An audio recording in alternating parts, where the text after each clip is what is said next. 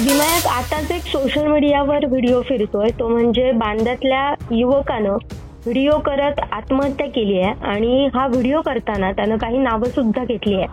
नेमकं हे प्रकरण काय आहे आणि त्या युवकासोबत नेमकं काय घडलंय?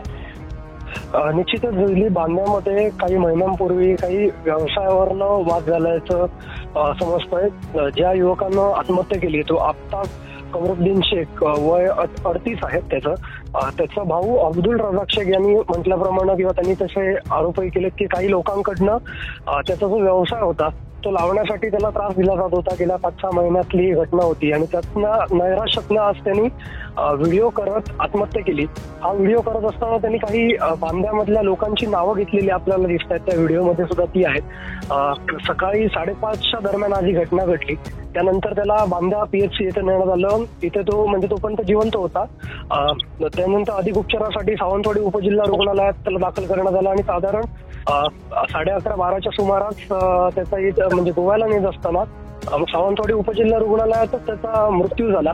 आणि त्यानंतर त्याचे जे कुटुंबीय आहेत किंवा नातेवाईक आहेत त्यांनी बांदा पोलीस स्टेशनमध्ये ते गेले कारण त्यांच्याकडे एक व्हिडिओ आत्महत्येपूर्वीचा त्यांना सापडला आणि त्या संदर्भात त्यांनी ती मागणी केली. तसंच पोलिसांकडे त्यांनी ही मागणी केली की ज्या व्यक्तींची नावं व्हिडिओमध्ये घेतली आहेत त्यांच्यावर गुन्हा दाखल करा. जोपर्यंत तो गुन्हा दाखल होत नाही तोपर्यंत आपण जी बॉडी आहे, मृतदेह आहे, तो ताब्यात घेणार नाही अशी भूमिका संबंधिताच्या कुटुंबियाने घेतलेली दिसते. सगळे आता सावंतवाडी कॉटेज हॉस्पिटल इथे आहेत. स्वतः DYSP विनोद कांबळे यांच्यासह पोलीस निरीक्षक आमचे सावंतवाडीचे अमोल चव्हाण आहेत. ही सगळी मंडळी उपस्थित आहेत. काही क्षणात बांद्याचे पण PI इथे उपस्थित राहणार आहेत. प्राथमिक स्वरूपात बांद्यामध्ये आकस्मिक मृत्यूची जी नोंद आहे ती करण्यात आलेली आहे. मात्र जे कुटुंबीय आहेत मृत व्यक्तीचे किंवा ज्यांनी आत्महत्या केली आहे त्यांचं म्हणणं आहे की ज्या लोकांची नावं घेतली गेली आहेत त्यांच्यावर गुन्हा दाखल झाला पाहिजे. तोपर्यंत आपण मृतदेह ताब्यात घेणार नाही अशी भूमिका त्यांनी घेतली आहे. मोठ्या संख्येने मुस्लिम बांधव जे आहेत ते कॉटेज हॉस्पिटलमध्ये उपस्थित असलेले पाहायला मिळतात. पोलिसांनी सुद्धा त्यांची समजूत घालण्याची प्रयत्न केलाय की प्राथमिक स्वरूपातला गुन्हा दाखल झालेला आहे, व्हिडिओ समोर आलेला आहे, त्याच्यामुळे पुढील जी चौकशी आहे ती होणारच आहे. मात्र मृतदेह ताब्यात घेण्यात यावा आणि कुठलाही वाद होऊ नये याचीही दक्षता घ्यावी अशा पद्धतीचं आवाहन पोलिसांनी केलंय. प्रोसेस सुरू आहे. काही क्षणात बांदा पोलीस सुद्धा इथे उपस्थित राहणार आहे आणि त्यानंतर पुढची प्रक्रिया सुरू होणार आहे. जुईली, पण आता आत्महत्येमागील कारण काही समजू शकतंय का? निश्चित त्याचे ज्या मृत व्यक्तीचे भाऊ आहेत त्यांनी आरोप असा केलाय की व्यवसायाच्या भांडणावरनं हा कुठेतरी प्रकार झाल्याचं त्यांचं म्हणणं आहे.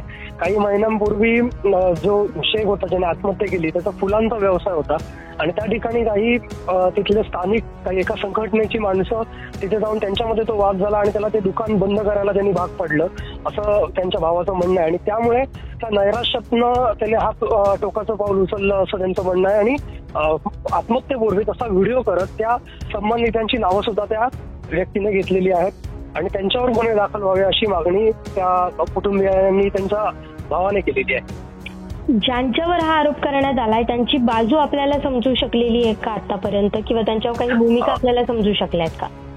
निश्चित त्यांची भूमिका आपण जाणून घेण्याचा प्रयत्न करू. सध्या तरी हा विषय बांधलेला असल्यामुळे सावंतवाडीमध्ये जी घटना घडते किंवा जो घटनाक्रम आहे तो मी तुला सांगितलेला आहे. मात्र अद्याप त्यांच्याशी कुठला संपर्क झालेला नाही किंवा बांद्यामधला हा प्रॉपर विषय असल्यामुळे याच्या पुढची जी संपूर्ण प्रक्रिया आहे गुन्हा दाखल करण्याची किंवा पुढे चौकशीचा जो काही पुढचा कारभार होणार आहे किंवा कार्यवाही जी होणार आहे ती बांदा पोलीस ठाण्यातनं होणार आहे. त्यामुळे निश्चितच त्यांच्याकडनं अधिकची माहिती आपण घेऊ. पण आजच्या क्षणाला ज्या लोकांची नावं घेतली आहेत त्यांना मात्र कुठलाही संपर्क झालेला नाही किंवा ते इथे आलेले नाहीत आणि कदाचित 2 समाजामध्ये किंवा 2 धर्मांचा विषय इथे दिसत असल्यामुळे पोलीस सुद्धा तेवढा सावधतेने सगळी प्रक्रिया हाताळतात, सावधतेने कारवाई करतायत.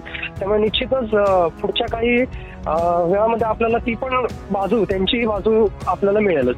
तुझ्याकडनं याबाबतची अधिक माहिती जाणून घेत राहू. धन्यवाद.